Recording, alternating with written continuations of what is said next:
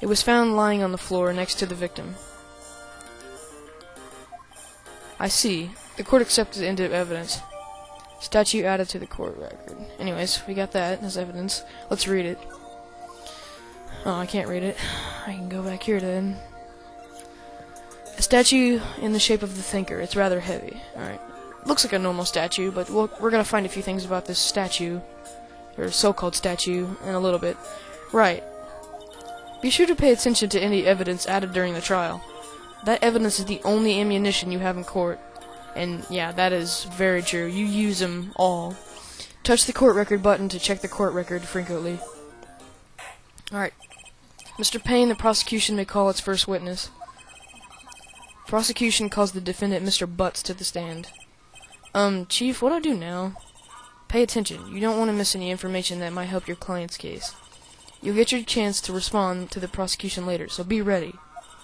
Let's just hope he doesn't say anything unfortunate. Uh-oh. Larry gets excited easily. This could be bad. Oh, this is gonna be interesting. And this is Larry. Mr. Butts, is it not true that the victim had recently dumped you? Hey, watch it, buddy. We were great together. We were Romeo and Juliet, Cleopatra, and Mark Antony.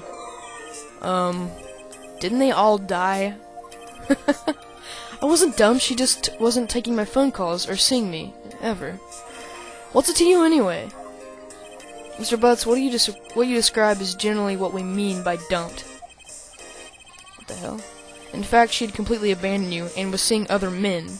She had just returned from overseas with one of them the day before the murder. What do you mean, one of them?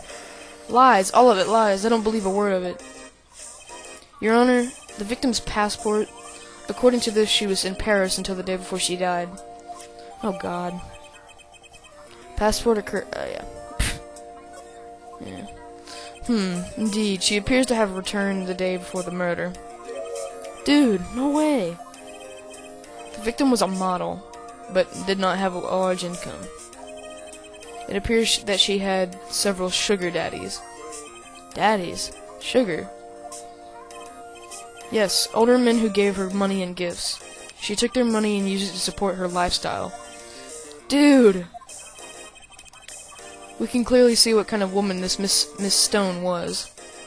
Tell me, Mr. Budd, what do you think of her now? Right. I don't think you wanted him to answer that question. Yeah, Larry has a way of running his mouth in all the wrong directions. Should I? Yeah, we're gonna stop him. My client had no idea the victim was seeing other men. That question is irrelevant to this case. Ugh! Dude, Nick, what do you mean, irrelevant? That cheating she-dog? I'm gonna die. I'm just gonna drop dead. Yeah, and when I meet her in the afterlife, I'm gonna get to the bottom of this. Let's continue with the trial, shall we? I believe the accused's motive is clear to everyone. Yes, quite. Oh boy, this is so not looking good. Next question. You went to the victim's apartment on the day of the murder, did you not? Gulp. Gulp! Well, did you or did you not? Well, maybe I did and maybe I didn't. Uh-oh, he went. What do I do?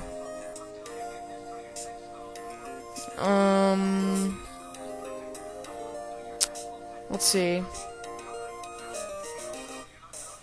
gonna stop him from answering. I'll send him his signal. Lie like a dog.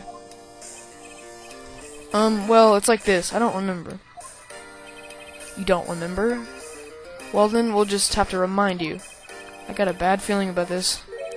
We have a witness that can prove he did go to the victim's apartment that day. Well, that simplifies matters. Who is your witness? The man who found the victim's body. Just before making the gruesome discovery, he saw the defendant fleeing the scene of the crime. So not true. Order in the court. I won't give you any spoilers. Mr. Payne, the prosecution may call its witness. Yes, Your Honor. This is bad. On the day of the murder, my witness was selling newspapers at the victim's building. Bullshit. Please bring Mr. Frank Sawit to the stand. Yeah, we already know who he is.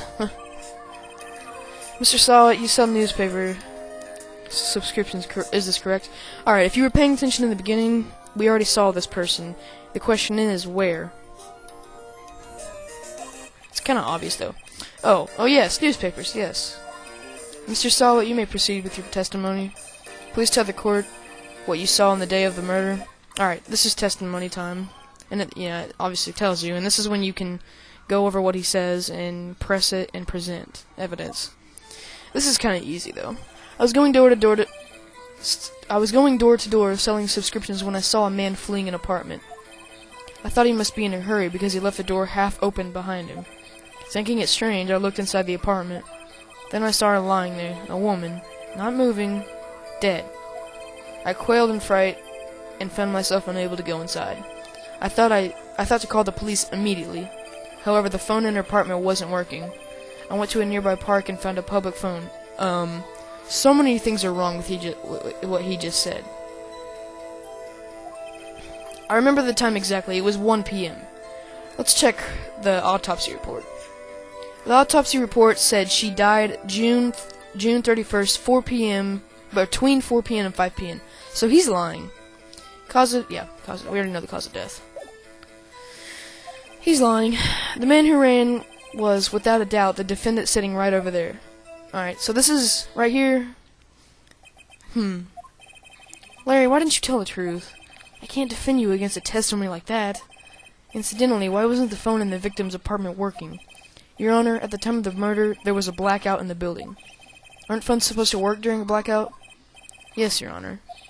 However, some cordless phones do not function normally. The phone that Mr. Sawit used was one of those.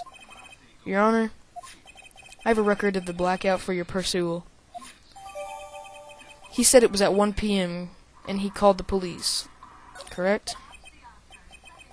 I want to see what time this says.